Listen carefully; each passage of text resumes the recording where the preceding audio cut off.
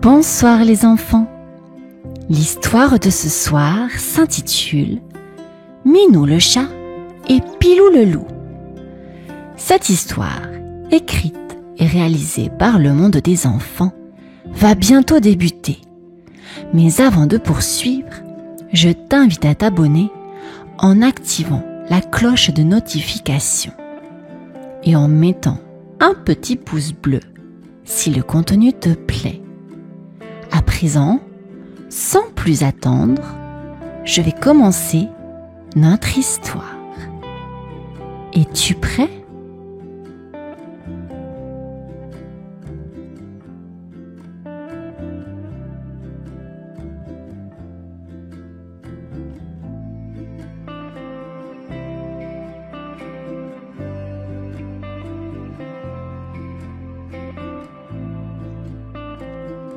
Un soir, alors que la forêt était calme et que le soleil se cachait derrière les collines, Minou le chat et Pilou le loup marchaient côte à côte sous les étoiles. Minou, avec son pelage doux et ses yeux brillants, frissonnait un peu. « Pilou » murmura-t-il. « As-tu remarqué que la nuit, la forêt devient différente ?» Pilou, plus grand et plus fort, hocha la tête en silence. Lui aussi ressentait que quelque chose changeait une fois la nuit tombée. Des bruits étranges résonnaient entre les arbres et parfois des ombres dansaient entre les buissons. C'était comme si la forêt cachait des secrets mystérieux et effrayants. Les autres animaux avaient aussi peur. La petite souris se cachait dès le coucher du soleil et même le courageux renard préférait rester près de son terrier. Minou prit une grande inspiration. « Pilou, je pense que nous devrions faire quelque chose. Et si on veillait sur la forêt, comme des gardiens ?» Pilou sourit, dévoilant ses crocs amicaux. « Bonne idée, Minou. On sera les gardiens de la nuit. » Minou, tout excité, bondit sur une souche d'arbre. « Oui, on s'assurera que tout le monde dort tranquille. » Ainsi, Minou et Pilou décidèrent de veiller sur la forêt, chaque nuit, pour protéger leurs amis. Ils étaient un peu nerveux, mais l'idée de devenir les héros de la forêt les rendait fiers et courageux. Et ce soir-là, sous la lune, ils commencèrent leur première ronde, leur ombre, projetée comme de grands projecteurs dans l'obscurité. La nuit tomba doucement sur la forêt, et Minou et Pilou étaient prêts pour leur première ronde. Le vent soufflait doucement entre les arbres, faisant danser les feuilles comme des petits fantômes. Minou, curieux mais un peu nerveux, avançait en sautillant sur les racines, tandis que Pilou marchait fièrement, les oreilles dressées et les yeux attentifs. Tout était si différent dans l'obscurité.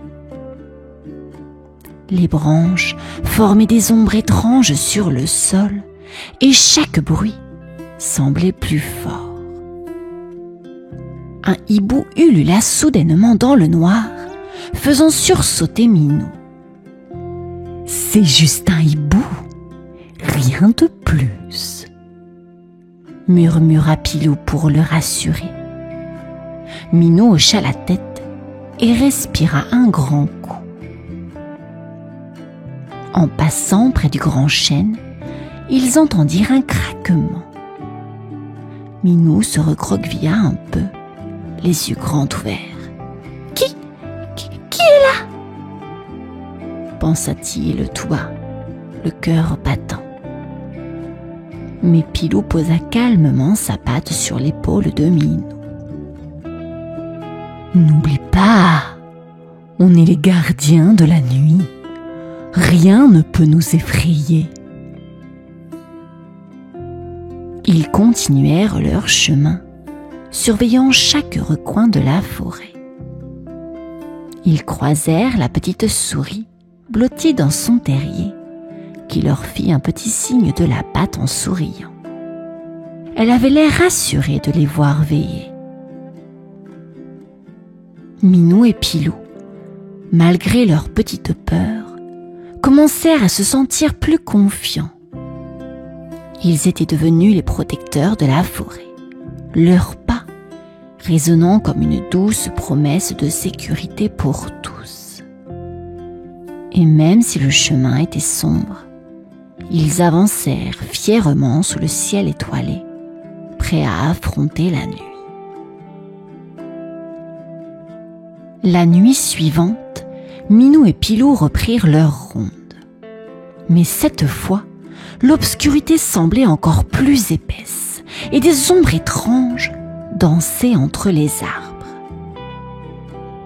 Les deux amis avançaient prudemment, leurs pattes effleurant doucement le sol recouvert de feuilles. Soudain, une grande ombre apparut près du ruisseau. Minou se figea, ses yeux grands ouverts. L'ombre bougeait, s'étirait et semblait même les observer.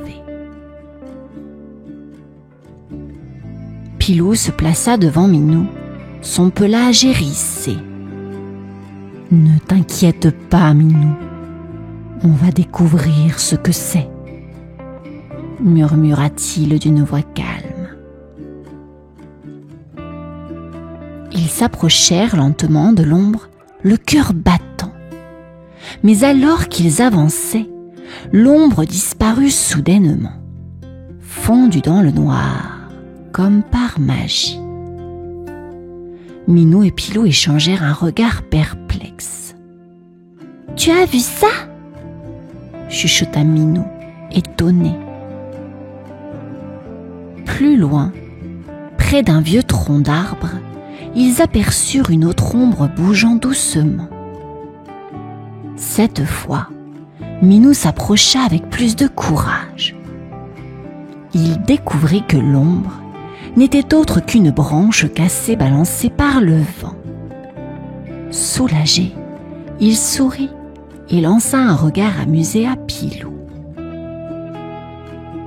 Les deux amis réalisèrent que la nuit était remplie de mystères, mais pas toujours de danger. Parfois, les choses qui semblaient effrayantes n'étaient en réalité que des illusions. Minou et Pilou se sentaient plus sûrs d'eux, prêts à découvrir tous les secrets de la forêt. Sous les étoiles, ils continuaient leur ronde, leurs pas légers mais déterminés. Ensemble, ils étaient les vrais gardiens de la nuit, courageux et unis contre toutes les ombres. Minou et Pilou étaient maintenant plus confiants dans leur rôle de gardiens de la nuit. Mais cette nuit-là, un nouveau défi les attendait.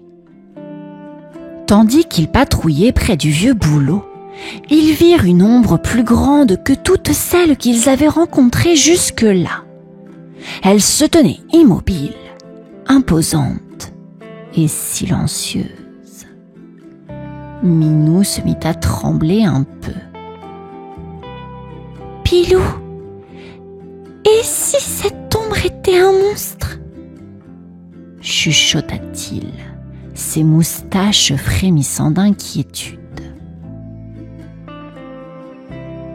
Pilou le regarda et secoua la tête. « On est des gardiens de la nuit, Minou. Rien ne peut nous faire peur. Allons voir de plus près. » Ils avancèrent lentement, leurs pas légers, pour ne pas faire de bruit.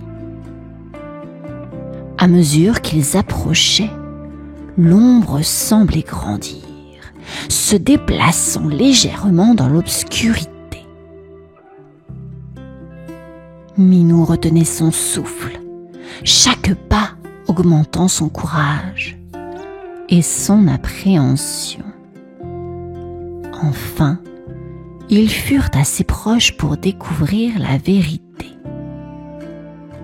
L'ombre imposante était une famille de chouettes perchées sur une branche, leurs grandes ailes ouvertes dans la nuit. En voyant Minou et Pilou, les chouettes les regardèrent d'un air curieux avant de s'envoler dans un doux bruissement de plumes. Minou éclata de rire, soulagé. Ouh! Ce n'étaient que des chouettes! Elles sont plus impressionnantes que dangereuses. Pilou sourit, amusé lui aussi. Oui, mais tu vois, on est assez courageux pour découvrir la vérité. Heureux et fiers d'avoir affronté leur peur, Minou et Pilou poursuivirent leur ronde. Leur aventure leur avait appris que, parfois, le courage était juste de voir les choses telles qu'elles étaient. La nuit suivante, Minou et Pilou poursuivaient leur ronde, sentant qu'ils avaient déjà surmonté bien des frayeurs. Mais alors qu'ils passaient près d'un grand buisson, un bruit attira leur attention. C'était un renard aux yeux brillants et à l'air affamé qui s'approchait du terrier d'une famille de lapins endormis. Minou fronça les sourcils. « Pilou, regarde, il va faire peur au petit lapin !» Pilou se redressa, imposant. « On ne peut pas laisser faire ça. Allons l'arrêter. » Avec prudence, les deux amis s'approchèrent du renard. Minou, tout en restant caché, fit un bruit de feuillage pour attirer son attention. Intrigué, le renard tourna la tête, cherchant d'où venait le son. Alors, Pilou bondit en avant et gronda, ses crocs brillant dans la nuit. Le renard, surpris et voyant que Pilou et Minou étaient ensemble, recula prudemment avant de disparaître dans les ombres de la forêt. Minou sourit, soulagé. « On a réussi, Pilou. Les lapins sont en sécurité. » Les petits lapins sortirent timidement de leur terrier pour remercier leur sauveur. Minou leur fit un signe amical de la patte, tandis que Pilou leur souhaitait une bonne nuit. Ils avaient affronté un vrai danger, et cette fois, ce n'était pas une ombre ou un bruit étrange, mais un vrai défi pour leur courage et leur amitié. Minou et Pilou se sentaient plus proches que jamais, fiers d'être les gardiens de la nuit. En continuant leur ronde sous les étoiles, ils savaient que leur mission était essentielle. Grâce à eux, la forêt dormait en paix, protégée par leur cœur courageux. Après de nombreuses nuits passées à protéger la forêt, Minou et Pilou étaient devenus des héros pour les autres animaux. Partout où ils allaient, les petits animaux leur faisaient des signes amicaux et les saluaient avec gratitude. Même les plus craintifs, comme la souris et le hérisson, se sentaient en sécurité grâce à eux. Cette nuit-là, la lune brillait encore plus fort que d'habitude, comme pour les féliciter de leur courage. Minou et Pilou marchaient fièrement, leur ombre dansant sous les étoiles. Ils savaient qu'ils avaient appris beaucoup de choses ensemble, à être courageux, à se soutenir et surtout à ne jamais abandonner. En chemin, ils s'arrêtèrent un instant pour contempler la forêt endormie. Tout était paisible. Les bruits étranges ne les effrayaient plus. Les ombres ne semblaient plus mystérieuses. Minou regarda Pilou avec un grand sourire. « On a bien fait, hein, Pilou ?» Pilou hocha la tête, le regard bienveillant. « Oui, Minou, on est de vrais gardiens de la nuit. » Les deux amis s'assirent sous un arbre, écoutant le doux chant de la forêt. Ils n'avaient plus peur, car ils savaient qu'ils étaient là l'un pour l'autre. Ensemble, ils veilleraient toujours sur la forêt, prêts à affronter les ombres et à protéger leurs amis. Et cette nuit-là, sous la lumière argentée de la lune, Minou et Pilou promirent de rester les gardiens de la nuit pour toujours. La forêt, bercée par cette promesse, semblait les remercier en leur offrant son calme apaisant, comme un doux rêve pour eux et pour tous ceux qui dormaient en paix.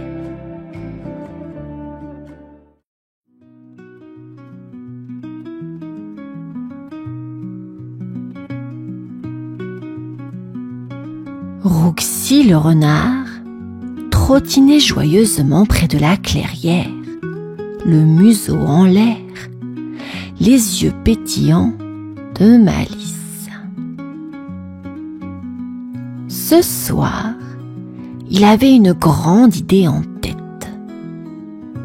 Il repéra Sam, son ami le cerf, grignotant des feuilles près d'un buisson.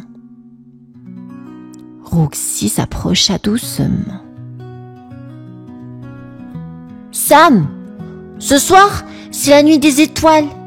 Viens, allons voir le ciel ensemble tout là-haut. » Sam, toujours un peu timide, leva la tête intrigué. Il aimait la tranquillité de la nuit, mais l'idée de monter avec Rouxi pour voir le ciel illuminé lui faisait un peu peur. Cependant, il était aussi très curieux. Voir les étoiles filantes, ce serait peut-être merveilleux. Après une petite hésitation, Sam répondit d'une voix douce. « D'accord, Rouxi, je viens avec toi. » Rouxi sauta de joie. « Wouhou, super! Tu verras, ce sera magique !» Les deux amis commencèrent leur marche en direction de la colline. La forêt était calme et tout doucement, le ciel devenait sombre, les premières étoiles brillaient déjà, comme des petites lanternes dans la nuit. Sam et Rouxi marchaient en silence, émerveillés par la lueur douce des étoiles. Sur leur chemin, des lucioles apparurent soudain, éclairant les buissons et les fleurs autour d'eux. Sam et Rouxi s'arrêtèrent, fascinés par ce spectacle. C'était comme si la forêt elle-même leur montrait le chemin vers la colline. Sans dire un mot, les deux amis se regardèrent et comprirent que cette nuit serait plus spéciale qu'ils ne l'avaient jamais imaginé. Ils continuèrent à marcher, impatients de découvrir ce que la nuit leur réservait. Roxy et Sam continuaient leur chemin dans la forêt. La nuit tombait doucement et l'air se remplissait d'une brise légère. Tout autour d'eux, les arbres semblaient plus grands et plus mystérieux. Sam marchait prudemment, tandis que Roxy, curieux, avançait avec confiance. Soudain, une lueur apparut devant eux. Une petite luciole brillait comme une étoile minuscule dans l'obscurité. Roxy s'arrêta et chuchota. « Regarde, Sam, une luciole !» Sam leva les yeux et, à sa grande surprise, d'autres petites lumières commencèrent à apparaître. Une, deux, puis des dizaines de lucioles illuminant le chemin, comme si elles traçaient une route magique pour eux. Sam était émerveillé, oubliant un instant sa timidité. Les deux amis suivaient les lucioles qui semblaient danser dans l'air. À chaque pas, le sentier devenait plus lumineux. Les lucioles s'envolaient autour d'eux, formant des cercles scintillants. La forêt sombre paraissait maintenant un peu plus douce et accueillante. Sam et Roxy marchaient sans un mot, absorbés par ce spectacle magique. Les lucioles semblaient jouer avec eux, s'élevant pour former des petits ponts de lumière entre les branches des arbres. À un moment, Sam chuchota, presque pour lui-même. « C'est beau, comme un rêve. » Roxy hocha la tête, les yeux brillants. Il avait déjà vu des lucioles, mais jamais autant d'un coup, et surtout pas pour les guider ainsi. La forêt leur réservait bien des surprises, et il sentait que cette nuit serait inoubliable. En suivant les lucioles, Roxy et Sam arrivèrent bientôt à un endroit qu'ils n'avaient jamais vu auparavant. Devant eux, la forêt s'ouvrait sur une vallée cachée, baignée d'une lueur douce et dorée. Les arbres semblaient plus petits ici, comme s'ils laissaient la place à quelque chose de spécial. Roxy avança, ses pattes frémissant d'excitation. Sam, un peu nerveux mais curieux, le suivit de près. La vallée était remplie de fleurs lumineuses, leurs pétales scintillant doucement dans la nuit. Chaque pas qu'ils faisaient faisait danser la lumière, créant des reflets comme des étoiles autour d'eux. Les lucioles volaient en cercle autour des fleurs, ajoutant encore plus de magie au spectacle. Sam regardait tout, émerveillé. Il n'avait jamais imaginé qu'un tel endroit existait dans la forêt. C'est comme un jardin de lumière, murmura Sam, les yeux écarquillés. Roxy sourit. Oui, on dirait un trésor caché. Ils avancèrent encore un peu et découvrirent au centre de la vallée un grand rocher. Ce rocher brillait lui aussi, recouvert de mousse douce et scintillante. Roxy posa sa patte dessus et une lumière dorée l'entoura doucement comme un doux halo. Les deux amis restèrent un moment, sans bouger, à admirer cette beauté silencieuse. Ils sentaient que cet endroit avait quelque chose de magique, un secret que seuls ceux qui s'aventuraient la nuit pouvaient découvrir. Ils s'assirent ensemble, profitant de cette découverte, la forêt autour d'eux, devenue un vrai royaume enchanté pour cette nuit spéciale.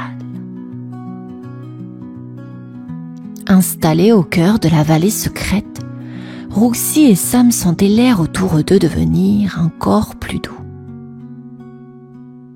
La lumière dorée des lucioles et des fleurs dansait doucement, comme une mélodie silencieuse. Roxy remarqua alors un vieil arbre au bord de la vallée, ses branches étendues comme des bras protecteurs. Curieux, il s'approcha, suivi de Sam. Sur le tronc, ils virent de petits symboles gravés, des formes mystérieuses qui brillaient légèrement dans l'obscurité. Roxy posa sa patte sur l'arbre et ferma les yeux, comme s'il écoutait. « Je crois que cet arbre est magique, Sam, » chuchota-t-il. Sam hocha la tête, impressionné. Roxy continua. « Peut-être qu'il peut exaucer des vœux, si on le respecte. » Sam, un peu hésitant, mais rempli de tendresse, fit son vœu en silence. « Que Roxy et moi soyons toujours amis. » Les lucioles autour de l'arbre se mirent alors à tournoyer, créant une lumière encore plus intense. C'était comme si l'arbre avait entendu et accepté le vœu de Sam. Roxy sourit. « Tu vois, Sam, la magie est partout. Il suffit de la sentir. » Les deux amis restèrent sous l'arbre, baignant dans la lumière douce et apaisante. La vallée semblait vibrer de chaleur, comme pour les remercier de leur visite. Roxy et Sam, le cœur rempli de joie, savouraient ce moment unique. Cette nuit-là, ils avaient découvert plus qu'une vallée secrète. Ils avaient découvert la beauté et la magie d'une amitié éternelle. Alors que Roxy et Sam s'installèrent confortablement dans la vallée, un spectacle incroyable commença au-dessus d'eux. Le ciel sombre s'illumina soudain d'étoiles filantes, glissant en douceur comme des traînées de lumière. Les deux amis regardaient bouche bée, sans oser bouger, de peur de rompre la magie de l'instant. Roxy murmura, émerveillée. « Regarde, Sam, elles sont partout. » Les étoiles filantes traversaient le ciel en silence, certaines formant même des arcs de lumière scintillantes au-dessus de la vallée. Sam sentait son cœur battre plus fort. C'était comme si les étoiles dansaient rien que pour eux, leur offrant un spectacle privé, en secret, dans cette vallée magique. Les lucioles, inspirées par la beauté du ciel, commencèrent à voler plus haut, se joignant au balai des étoiles. Roxy et Sam souriaient, entourés de lumière qui brillait autour d'eux, et au-dessus d'eux. Un vrai rêve éveillé. Sam posa doucement sa tête contre Roxy, se sentant rassuré et heureux d'être avec son ami en cette nuit spéciale. Roxy leva les yeux et fit un vœu en silence, promettant de garder ce souvenir précieux avec lui pour toujours. La nuit était calme, seulement remplie du doux chuchotement des lucioles et du frémissement léger des feuilles. Les étoiles filantes continuaient de filer, et chaque passage illuminait les visages souriants de Roxy et Sam. Ils restèrent là, longtemps, admirant le ciel et savourant chaque seconde de cette nuit magique, sachant que ce moment serait gravé dans leur cœur pour toujours. La nuit touchait à sa fin et le ciel commençait à pâlir. Roxy et Sam, fatigués mais heureux, décidèrent qu'il était temps de rentrer. Ils jetèrent un dernier regard à la vallée secrète où les lucioles brillaient encore doucement, comme pour leur dire au revoir. En silence, ils prirent le chemin du retour, leurs pattes légères malgré la fatigue. La forêt, maintenant baignée dans la lumière douce du matin, leur paraissait différente, comme si elle avait partagé avec eux un de ses plus précieux secrets. Sam murmura en souriant. « Roxy, on reviendra, n'est-ce pas ?» Roxy hocha la tête avec enthousiasme. « Oui, Sam, chaque année, on reviendra pour voir les étoiles filantes ensemble. C'est notre endroit spécial maintenant. » Les deux amis continuèrent de marcher, le cœur rempli de souvenirs lumineux. Sur le chemin, Roxy fit une promesse à voix haute. « Peu importe où on ira, Sam, cette amitié restera. Et cette vallée sera toujours là pour nous. » Sam se sentait rassuré et heureux, sachant que Roxy était son amie pour toujours. Ils atteignirent enfin la clairière où ils s'étaient retrouvés la veille. En se tournant une dernière fois vers la forêt, ils sentirent que cette nuit magique les avait changés, leur donnant des souvenirs précieux et un lien encore plus fort. Roxy et Sam rentrèrent chez eux, avec la promesse de revenir l'année prochaine pour revivre cette nuit d'étoiles filantes et de magie. Ensemble, ils avaient trouvé plus qu'une vallée secrète. Ils avaient découvert la vraie magie de l'amitié.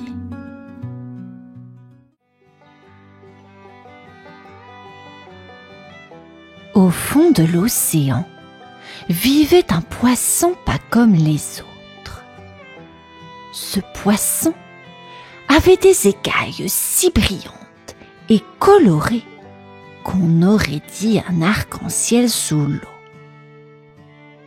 Les autres poissons l'admiraient de loin, leurs yeux écarquillés devant tant de beauté.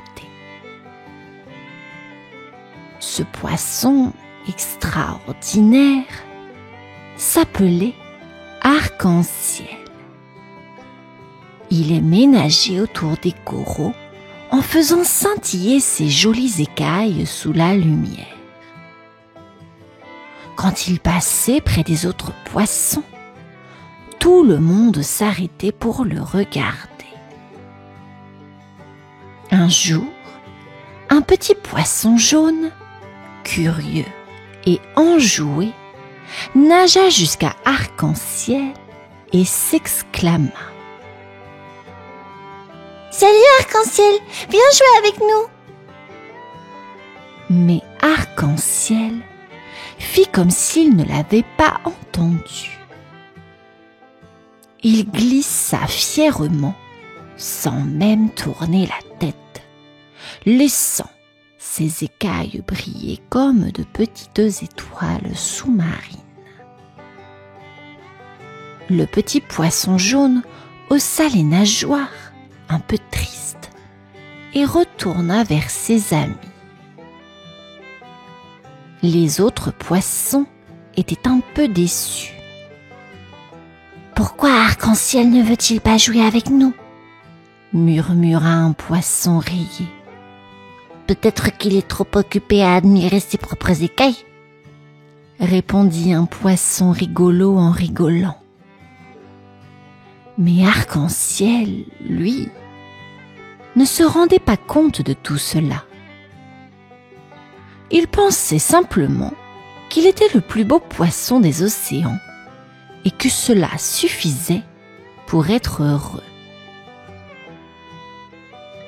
Chaque jour, il continuait à nager seul, à faire briller ses belles écailles pour les autres, sans jamais s'arrêter pour partager un moment de jeu. Et pourtant, quelque part au fond de lui, il commençait à ressentir un petit vide, comme si quelque chose lui manquait. Un matin, alors qu'Arc-en-Ciel nageait fièrement entre les coraux, un petit poisson bleu l'aperçut de loin. Ses yeux s'illuminèrent en voyant les écailles colorées et brillantes d'arc-en-ciel. Le petit poisson bleu s'approcha, tout heureux. « Salut Arc-en-Ciel !» dit-il d'une petite voix timide. Arc-en-Ciel le regarda de haut, un peu étonné que quelqu'un ose l'approcher ainsi. « Tes écailles sont si belles !» s'aventura le petit poisson bleu. « Est-ce que tu pourrais m'en donner une, s'il te plaît ?» Arc-en-Ciel ouvrit grand ses yeux, comme s'il avait entendu la question la plus étrange du monde. Lui, donner une de ses précieuses écailles? Oh, jamais de la vie! Te donner une de mes écailles? Et puis quoi encore? S'exclama-t-il. Va-t'en! Mes écailles sont bien trop spéciales pour être partagées. Le petit poisson bleu, déçu et un peu effrayé, battit des nageoires et s'éloigna en silence. Il rejoignit ses amis et leur raconta ce qu'Arc-en-Ciel lui avait dit. Les autres poissons, eux aussi, furent choqués et un peu fâchés. « Arc-en-Ciel est vraiment trop fier !» dit l'un d'eux en secouant la tête. Dès ce jour, les poissons cessèrent de lui parler. Quand il passait près d'eux, il faisait semblant de ne pas le voir, occupé à jouer entre eux. Arc-en-Ciel, qui aimait tant montrer ses écailles, se retrouva soudain tout seul. Il commençait à se demander si être le plus beau poisson de l'océan était vraiment si important. Arc-en-Ciel se sentait bien seul depuis que les autres poissons l'ignoraient. Avant, il aimait faire briller ses belles écailles et entendre les poissons s'émerveiller. Mais maintenant, il n'y avait plus personne pour le regarder. Il nageait tout seul, et ça lui faisait un drôle de pincement au cœur. Un jour, alors qu'il se glissait lentement entre les algues, il aperçut l'étoile de mer, étendue sur un rocher. Elle avait l'air sage et tranquille, et Arc-en-Ciel, tout triste, s'approcha d'elle. « Bonjour, étoile de mer !» murmura-t-il. « Pourquoi personne ne veut jouer avec moi? Je suis pourtant le plus beau poisson de l'océan. » L'étoile de mer leva un bras pour réfléchir, puis lui répondit avec douceur. « Peut-être que la beauté ne suffit pas toujours pour être heureux. As-tu essayé de partager ta beauté avec les autres? » Arc-en-Ciel plissa les yeux, un peu perdu. Partager sa beauté. Comment ça? L'étoile de mer sourit. Derrière le grand récif, il y a une grotte. Là-bas, tu trouveras Octopus, la pieuvre. Elle connaît beaucoup de secrets. Peut-être qu'elle pourra t'aider. Arc-en-Ciel hésita. Aller voir Octopus? Oh, ce n'était pas rassurant. Mais il voulait comprendre pourquoi il se sentait si seul. Il remercia l'étoile de mer et prit une grande inspiration. Puis, il se dirigea vers le récif, décidé à trouver cette mystérieuse pieuvre.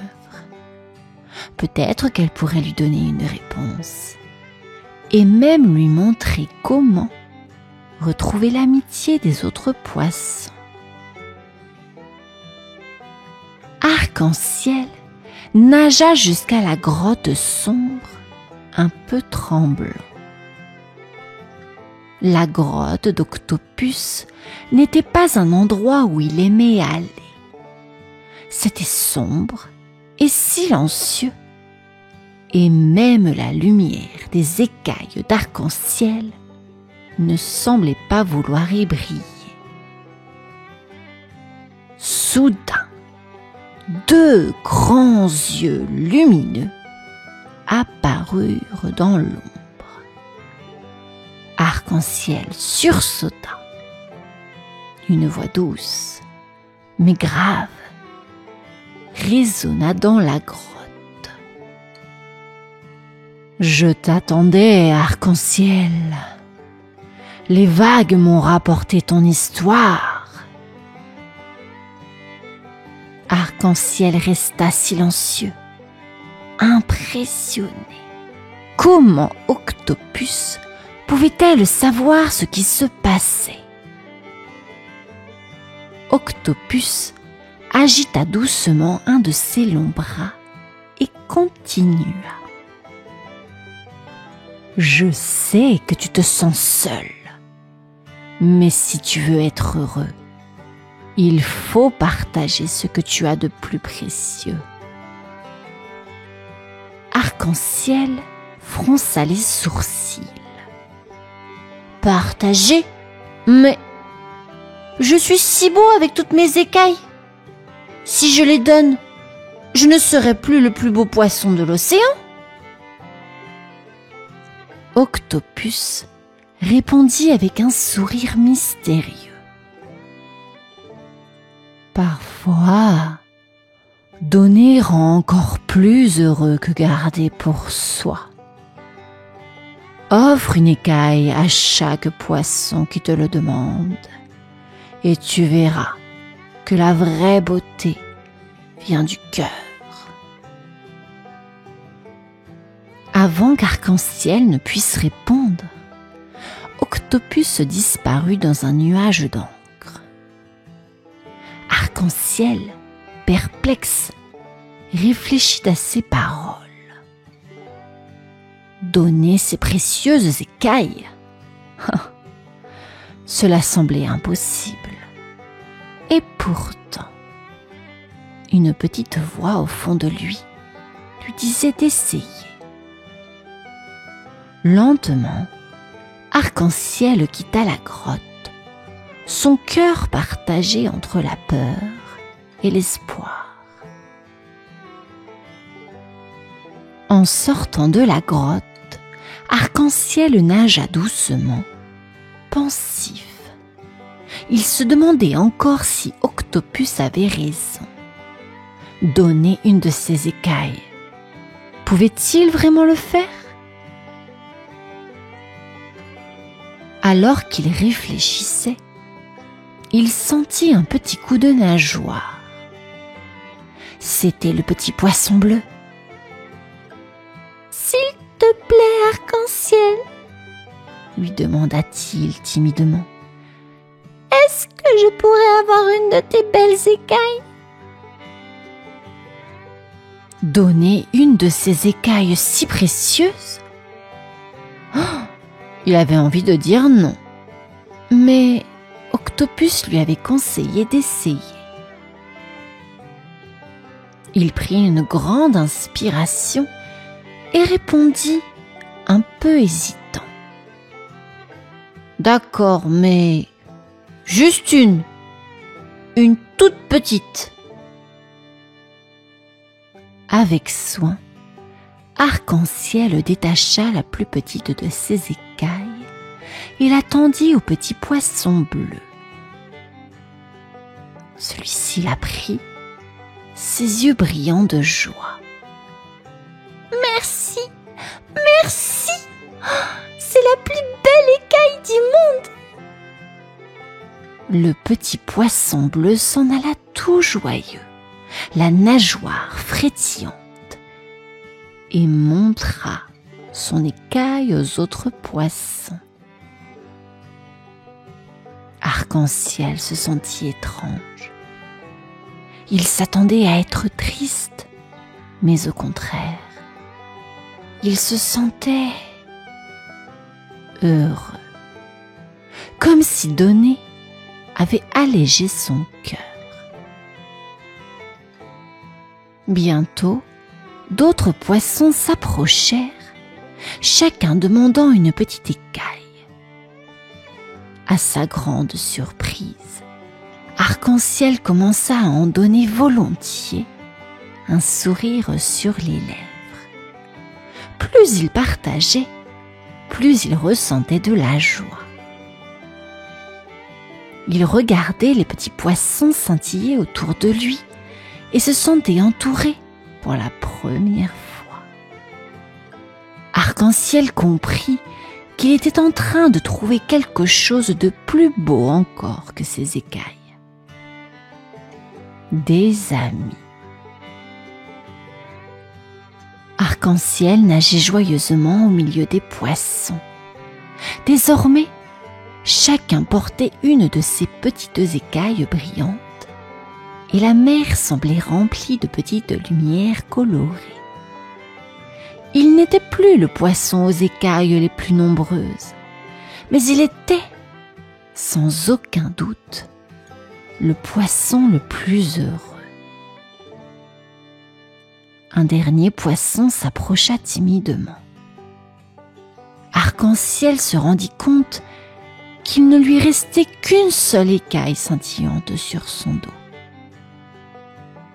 Il hésita un instant, mais voyant le sourire du petit poisson devant lui, il détacha doucement cette dernière écaille et la lui tendit.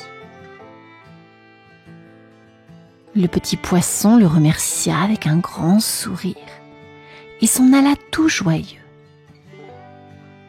Arc-en-ciel n'avait plus d'écailles brillantes, mais il sentait une chaleur douce dans son cœur. Il se sentait léger, entouré d'amis et rempli de bonheur. Viens jouer avec nous, Arc-en-Ciel, appela un poisson. Arc-en-Ciel éclata de rire et rejoignit les autres poissons. Ensemble, ils se poursuivaient, tourbillonnaient et dansaient autour des coraux, remplissant la mer de rire et de couleurs. Pour la première fois, Arc-en-Ciel comprit que la vraie beauté n'était pas seulement dans ses écailles, mais dans le bonheur qu'il pouvait apporter aux autres et dans l'amitié qu'il avait trouvée. Arc-en-Ciel n'était plus le plus beau poisson de l'océan, mais maintenant, il était le plus heureux poisson, entouré de ses amis. Et cela valait bien plus que toutes les écailles scintillantes du monde.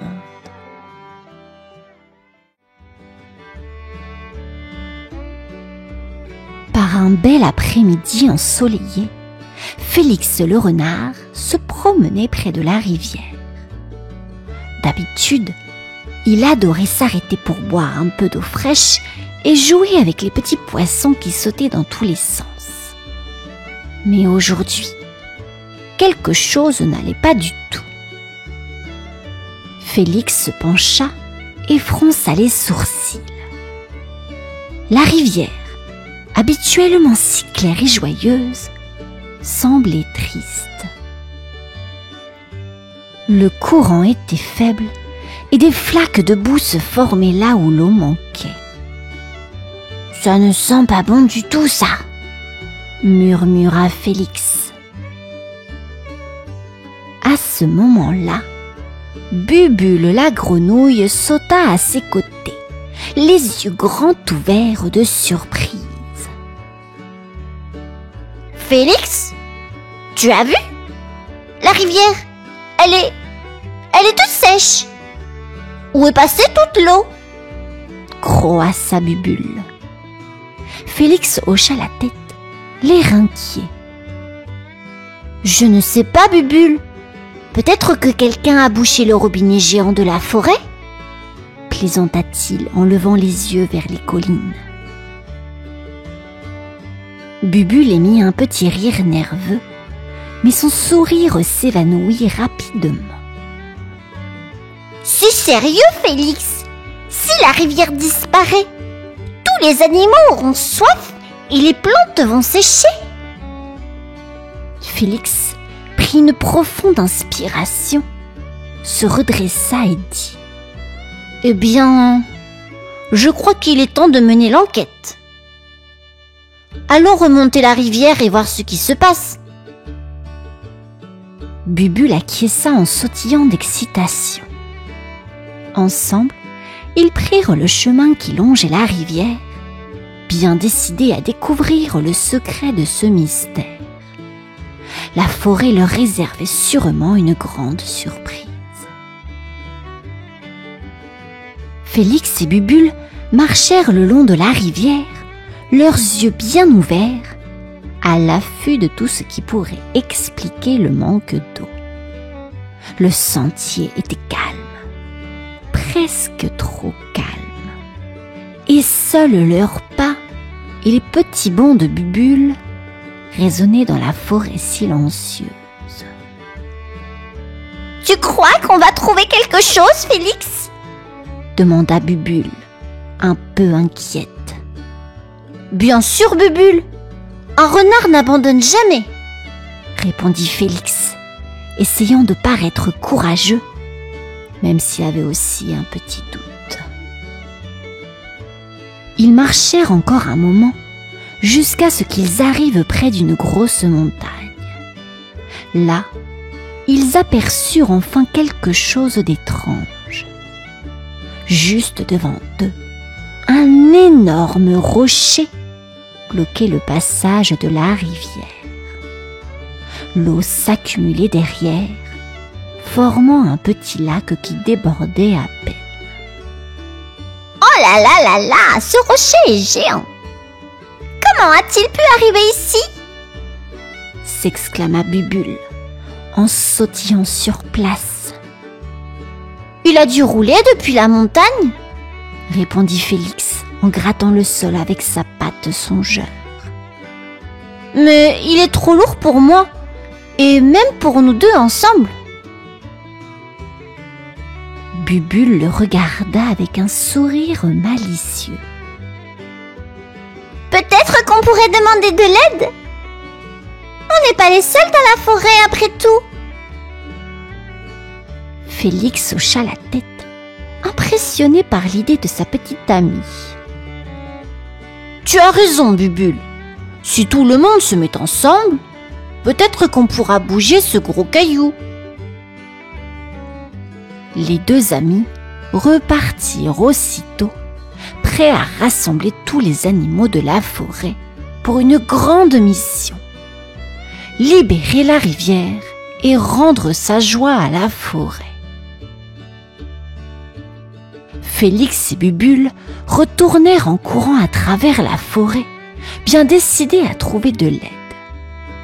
Ils commencèrent par rendre visite à Balthazar le castor, qui habitait près de la rivière. « Balthazar, on a besoin de toi !» cria Félix.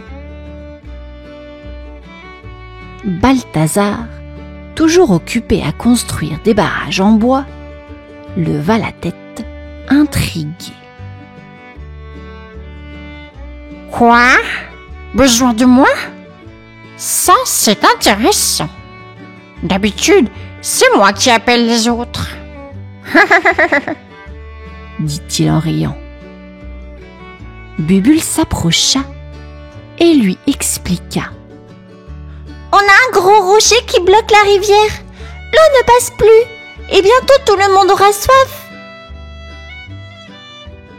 Balthazar hocha la tête d'un air sérieux. « Un rocher, hein ? Ça tombe bien. Je suis un pro des constructions et des gros cailloux. » Ils continuèrent leur tour de la forêt et trouvèrent ensuite Tina la tortue qui prenait son temps, comme toujours. « Tina, on a besoin de toi pour une mission spéciale, » dit Félix. Tina cligna des yeux et répondit tranquillement.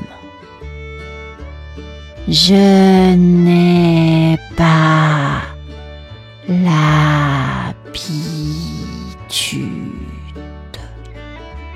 de me presser. Mais pour vous, je viendrai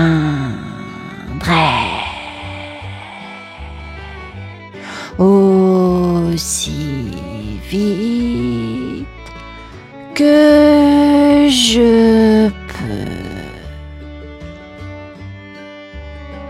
Peu à peu, les animaux de la forêt rejoignirent Félix et Bubule. Il y avait aussi Igor, le hérisson, un peu grognon, mais toujours prêt à aider. Et même Mimi la souris, petite mais courageuse. « Bon, tout le monde, il est temps de sauver notre rivière !» annonça Félix avec enthousiasme. Les animaux se mirent en marche, chacun prêt à donner un coup de patte, de griffe ou de dent pour déplacer le rocher. Ensemble, ils étaient plus forts et ils étaient maintenant une véritable équipe prête à affronter le défi. Arrivés devant le gros rocher, tous les animaux restèrent un moment silencieux, impressionnés par sa taille. Félix regarda le groupe et déclara : « Bon, il va falloir réfléchir pour bouger ce caillou. » Balthazar le castor prit aussitôt les devants. « Pas de panique, j'ai une idée. On va fabriquer un levier avec des branches solides. Comme ça, on pourra soulever le rocher sans trop se fatiguer. » Les autres animaux hochèrent la tête. Ils commencèrent à chercher des branches robustes pour fabriquer le levier. Mimi la souris trouva la première, une longue branche, et cria joyeusement. Regardez, même une petite souris peut aider. Tina la tortue, elle, proposa une autre idée. Et si on creusait un petit passage pour l'eau de l'autre côté, ça pourrait aider à faire couler, même si le rocher reste en place.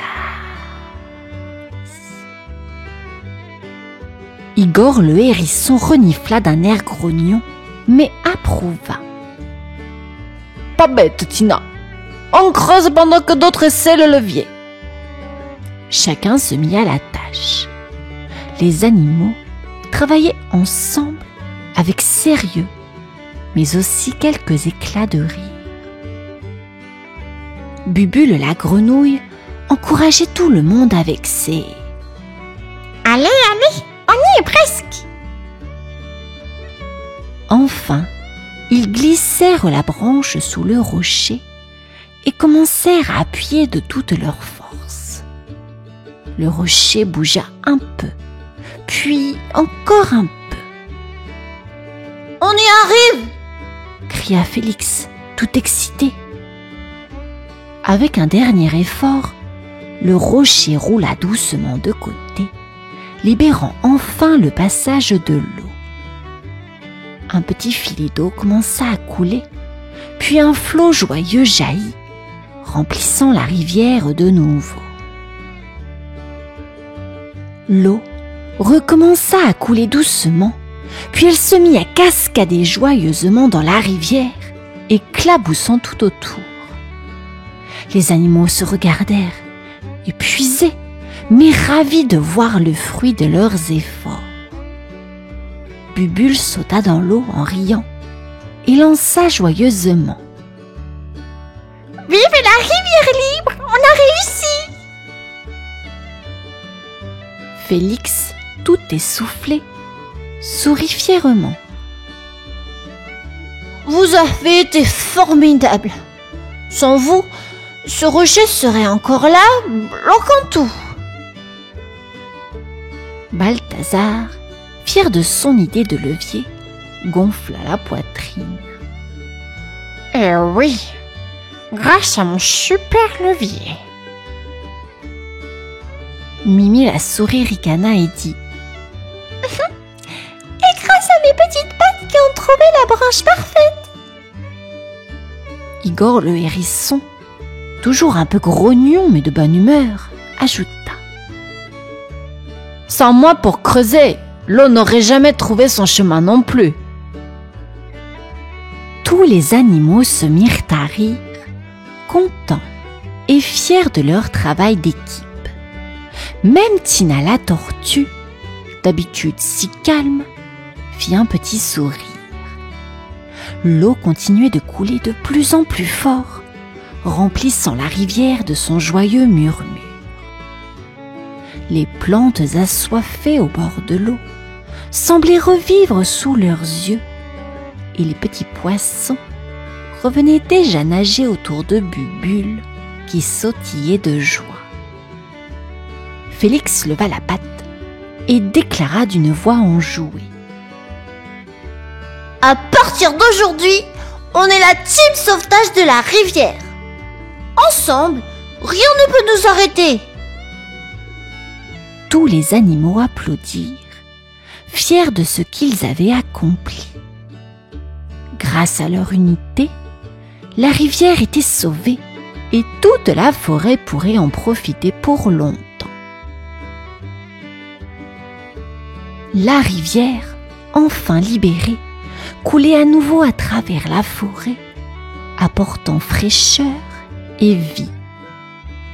Les animaux, heureux et fiers, regardaient l'eau danser et clapoter sur les cailloux. Bubule la grenouille se hissa sur une pierre et lança d'une voix joyeuse: Vive la rivière et vive la forêt!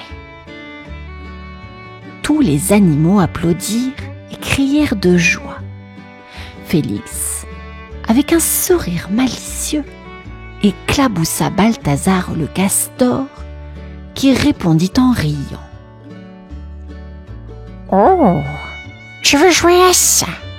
Attention, j'arrive! Il sauta dans l'eau, créant une grosse vague qui mouilla tout le monde. Mimi la souris éclata de rire. Hé, on dirait que la rivière est devenue notre terrain de jeu. Même Tina la tortue, d'ordinaire si calme, s'amusa à éclabousser Félix en riant doucement. Igor, le hérisson, qui faisait toujours le grognon, ne put s'empêcher de sourire lui aussi en voyant tous ses amis heureux. Après avoir joué un moment, Félix rassembla tout le monde et dit: Aujourd'hui, nous avons sauvé la rivière et montré que, ensemble, on peut accomplir de grandes choses. Bubu hocha la tête.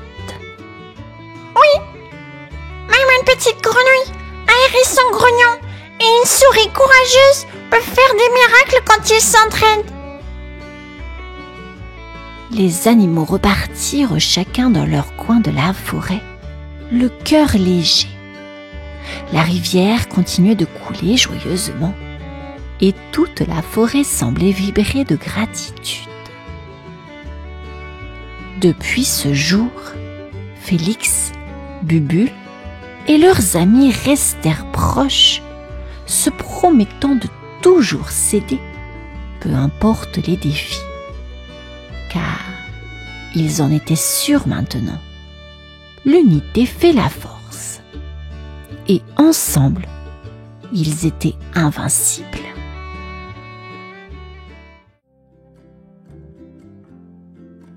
Toto était un petit chien au pelage tout doux, mais un peu sale et tout ébouriffé. Depuis tout petit, il vivait dans un carton juste à côté d'une grande poubelle. Ce n'était pas un endroit très confortable, mais c'était le seul qu'il avait trouvé pour se protéger de la pluie et du froid.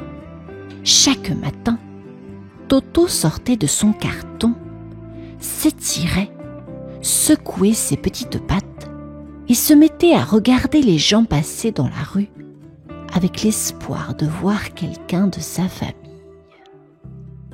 Il se souvenait vaguement d'une douce odeur et d'une douce chaleur qui ressemblait à un câlin.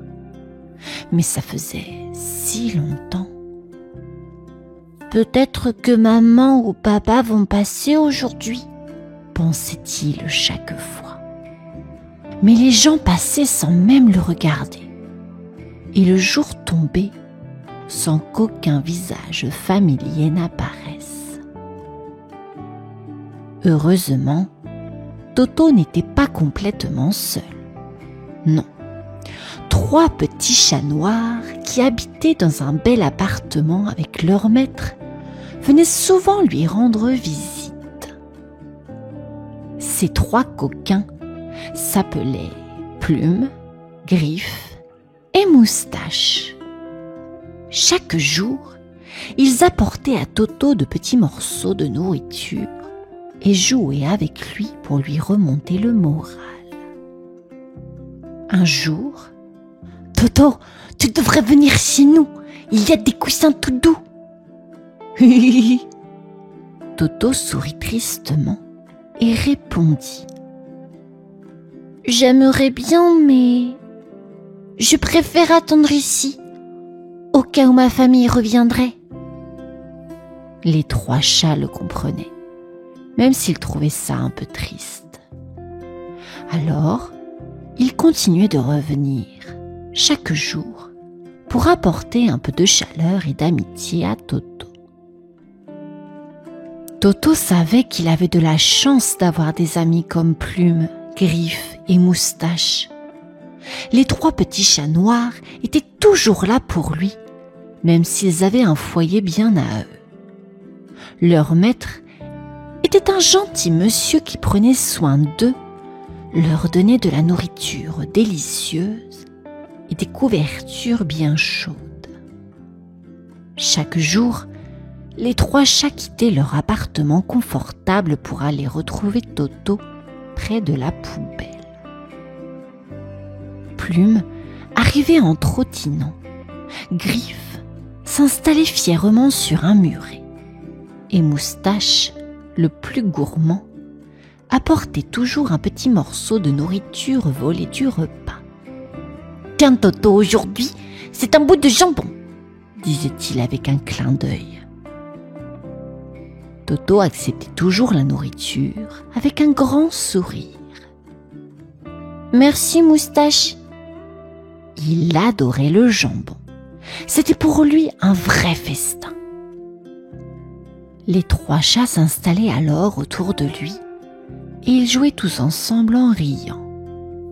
Ils couraient autour de la poubelle, faisant semblant de se chasser, et Toto oubliait pendant un instant qu'il n'avait pas de famille. Plume adorait grimper partout et disait souvent en rigolant: « Toto, tu devrais essayer !» Mais Toto n'était pas très bon en escalade. Alors il restait en bas et les encourageait. Le soir venu, les 3 amis disaient au revoir à Toto, le cœur un peu lourd de le laisser seul. « À demain, Toto !»« À demain, Toto !»« À demain, Toto !» criait-il en s'éloignant. Et Toto, tout joyeux de leur visite, leur répondait avec une petite voix: « À demain !» Puis, il se blottissait dans son carton, le cœur un peu plus léger grâce à l'amitié de ses 3 fidèles amis. Un matin, alors que Toto somnolait dans son carton, il aperçut un chien qui passait dans la rue. Toto ouvrit grand les yeux. Ce chien lui ressemblait énormément. Il avait le même pelage tout ébouriffé, les mêmes petites oreilles tombantes et le même regard doux. Toto sentit son cœur battre très fort. Et si c'était un membre de sa famille, peut-être un grand frère, ou peut-être même son papa? Sans réfléchir, Toto bondit hors de son carton et se mit à courir après le chien. « Attends !» cria-t-il de toutes ses forces. Le chien ne s'arrêta pas. Alors Toto accéléra encore. Il zigzaguait entre les passants, évitait les vélos, et sa petite queue frétillait d'excitation. Enfin, le chien s'arrêta dans un coin de la rue, un peu surpris de voir Toto arriver tout essoufflé. « Salut, toi! Pourquoi tu cours comme ça ?» demanda-t-il gentiment. Toto, tout haletant, osa enfin poser la question. « Est-ce que tu es mon papa ?» Le chien le regarda avec un sourire triste et secoua la tête. « Non, petit, je ne suis pas ton papa. Mais je connais quelqu'un qui pourrait t'aider. Mon maître est très gentil. Il adore les chiens. Et il serait sûrement heureux de te rencontrer. » Toto hésita un instant. Aller avec ce chien inconnu? Il avait un peu peur, mais l'idée d'une nouvelle famille le réchauffait. D'accord, je viens avec toi, dit-il en souriant timidement. Toto suivit son nouvel ami, tout excité, mais un peu nerveux. Il marchait en regardant autour de lui, ses petites pattes pressées, mais hésitantes. Ils traversèrent des ruelles, passèrent devant des maisons et des jardins. Toto ne pouvait s'empêcher de se demander si ce grand chien pourrait vraiment lui offrir un foyer, un endroit rien qu'à lui. Enfin, ils s'arrêtèrent devant un grand portail en fer forgé. De l'autre côté, Toto aperçut un immense jardin rempli de fleurs, d'arbres et même d'une fontaine. Au fond du jardin, il vit un manoir grand et impressionnant. Waouh! Oh, c'est ici que tu habites? Demanda Toto, les yeux écarquillés. Le grand chien hocha la tête, amusé par l'étonnement de Toto. Oui, c'est ici. Viens, ne sois pas timide. Mon maître aime tous les animaux, même ceux qui viennent de la rue. Toto hésitait encore. Le manoir lui semblait tellement grand et impressionnant. Il baissa les oreilles et murmura. « Mais je ne suis qu'un petit chien de la rue. Est-ce qu'il va vraiment vouloir de moi ?» Le grand chien lui donna un petit coup de patte amical. « Bien sûr qu'il va vouloir de toi. Allez, courage !»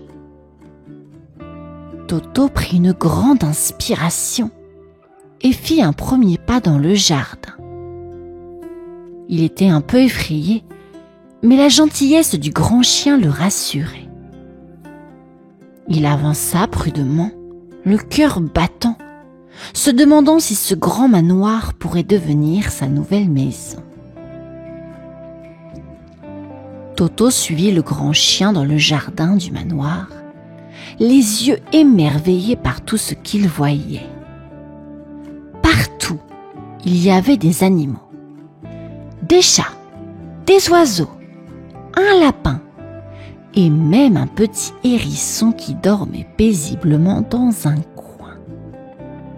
Chaque animal semblait parfaitement à l'aise, comme s'il vivait ici depuis toujours.